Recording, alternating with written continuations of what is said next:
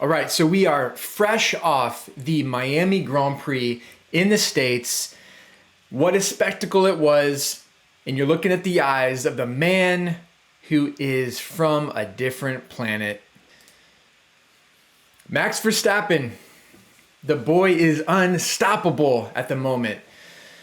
I had to throw Alonso on here because, hey, the trend is looking like Max may just win every race from here on out, unless Checo is driving a street circuit and gets in his way.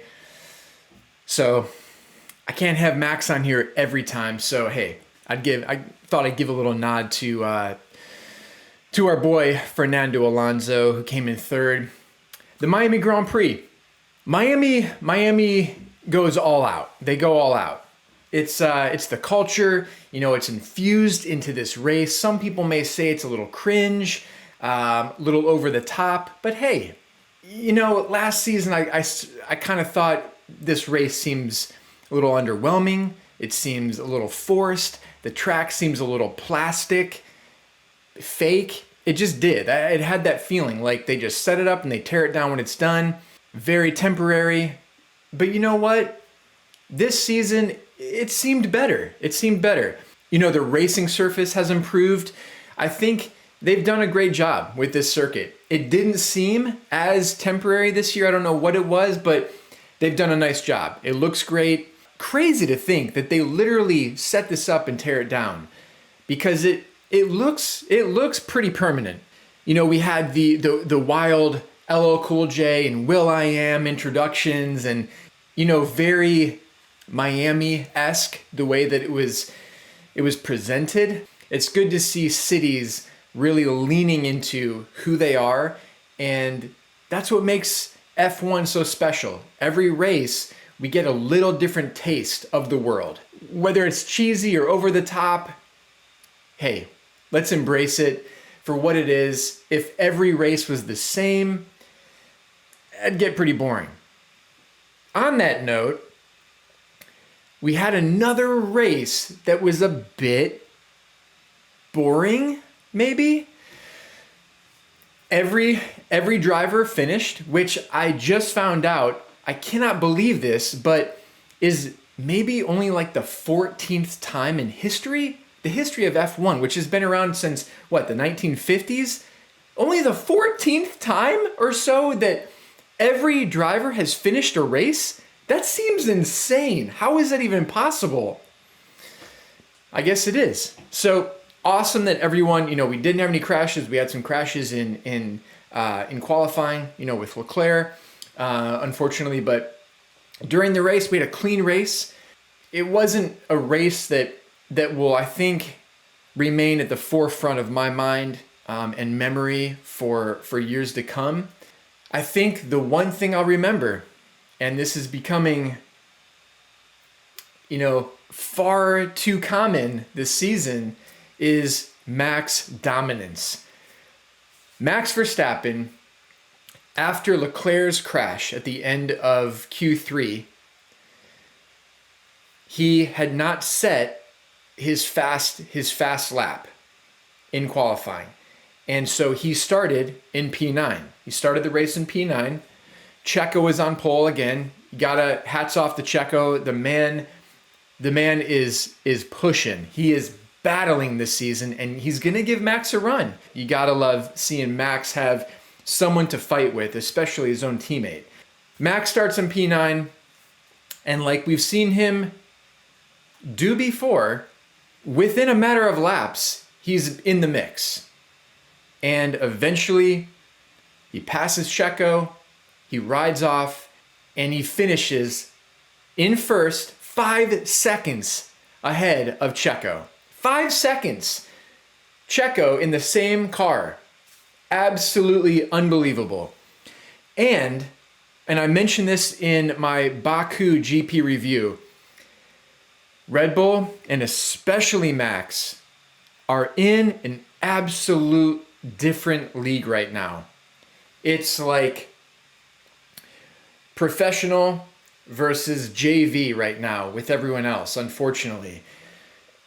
Red Bull finished 15 seconds ahead of the next closest team, who was Aston Martin, with Fernando Alonso in third place. Fernando Alonso, exceptional drive. I believe he started second, finished in third. He's doing the best he can. He's not going to beat the Red Bulls unless they have a DNF or something crazy happens right now. Alonso finished third, but 15 seconds behind the next car, who was Sergio Perez in the Red Bull. 15 seconds. What was it in Baku? 19 seconds, where Leclerc was behind the Red Bulls? It's just too much. The gap is too much. We've got to figure this out and get these other teams closer and in the fight. I'm glad that the Red Bull boys can fight it out, and there can be some sort of closer battle at the front, but it's just unfortunate that these other teams, as good as an Aston Martin is right now, they finish 15 seconds behind Red Bull. Unbelievable. So hats off to Red Bull again. I don't know what is happening in that factory making this car, but they have infused some superpower, wicked fast turbo juice into this car. I don't know what is happening, but the other teams have swung and missed. And I just hope that we can close the gap very soon. We head to Imola next. If I remember right, last season wasn't the most spectacular and memorable race, but I hope, man, we need something. We need some other teams in the mix. We need some exciting overtaking, some exciting racing at Imola, and I hope we get it. So, honestly, that's pretty much it. There wasn't a whole lot happening. It was a fun race to watch, but it wasn't, like I said, it wasn't anything super memorable. It was just Red Bull, especially Max, domination. The man started 9th. He finished 1st, 5 seconds ahead of Checo, who was on pole.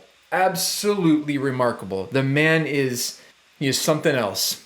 Let's go ahead and check out the race results. Obviously, Max and Checo took 1-2.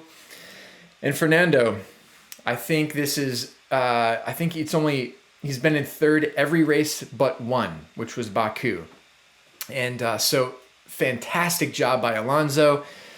Great to see, as underwhelming as Mercedes has been. I sure hope they can find their juice again and be back in the mix. For such a stretch over the past 10 years, it was roles reversed. It was Mercedes who were looking like the current Red Bull and absolutely dominating.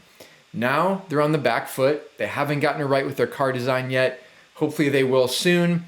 But great to see Russell and Hamilton finishing 4th and 6th, still in the mix. And hey, I gotta say, Hamilton with a spectacular recovery drive. He started 13th, didn't make it out of Q2, and yet he finished 6th. So excellent drive by Lewis today. Good to see Sainz and Leclerc taking 5 and 7. After Leclerc with such a dominant, just almost perfect weekend in Baku, it's a bummer to see him crash out in qualifying and then end up 7th behind Sainz.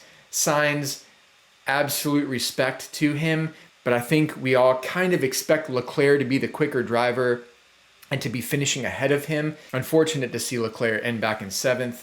Tsunoda and Stroll with excellent drives today. Tsunoda started 17th, didn't even make it out of Q1, finished 11th. Same with Stroll, didn't make it out of Q1, started 18th and finished 12th. So excellent drives by those boys today. Really such a bummer to see Logan Sargent. He started in 20th, he finished in 20th at his home race. He's just got to get more experience. I'm sure he will start climbing higher as the season goes on, but yeah, definitely a bummer. His first race at home, I think it's what the track is like 18 miles or 18 minutes or something from where he grew up in Fort Lauderdale. So must have been exciting for him, but just unfortunate result. Let's head to the overall season standings. We've got Max holding it down. He extended his gap over Perez with this race. He got the win and the fastest lap. so he maximized his points. Fernando hanging around in third. Good to see Lewis still hanging up there in fourth. And then we've got Sainz, Russell, Leclerc, Stroll, Norris, and Gasly rounding out the top 10. I'll say Sargent and De Vries, the last two to score a point yet this season. And hey, I never want to speak poorly about anybody. You know, Nick De Vries is a proven winner in other race leagues formats. He has proven himself. Unfortunately, it's not showing itself in F1 so far this season. I hope he can turn things around, but there are rumors, you know, is he actually going to finish out the season, or will AlphaTauri look to replace him mid-season? You never want that to happen with a driver, but hey, you know, Red Bull look for ultimate performance, and De Vries just isn't delivering right now. So could we see someone like Liam Lawson or Danny Ricciardo slotting into his spot at AlphaTauri to finish out the season? Who knows? We'll just have to wait and see. Let me know in the comments, what do you think? What do you think will happen with De Vries and AlphaTauri? If they do replace him, who do you think will take his spot? That is pretty much it for the Miami GP. Pretty quick review today. Not a whole lot to write home about. It was just Max, Red Bull, dominant. I think this is going to be a pretty standard theme this season, fortunately or unfortunately, however you look at it. But we are, whether you like Red Bull and Max or not, we are witnessing greatness. So in that respect, it's pretty special. And but I sure hope we can see some other teams mix it up with these Red Bull boys very soon and give Max a battle. Just get in his way a little bit. Make him fight hard. He's starting ninth and finishing first by, with a 5-second gap. That is just insane. That shouldn't happen, and it just shows what a special talent he is. So thank you so much for watching. Again, I'm Seth with F1 Ocean. Next, we head to Imola next week. Looking forward to that race. Thank you so much for watching. I really appreciate it. And hey, I'll see you in the next one.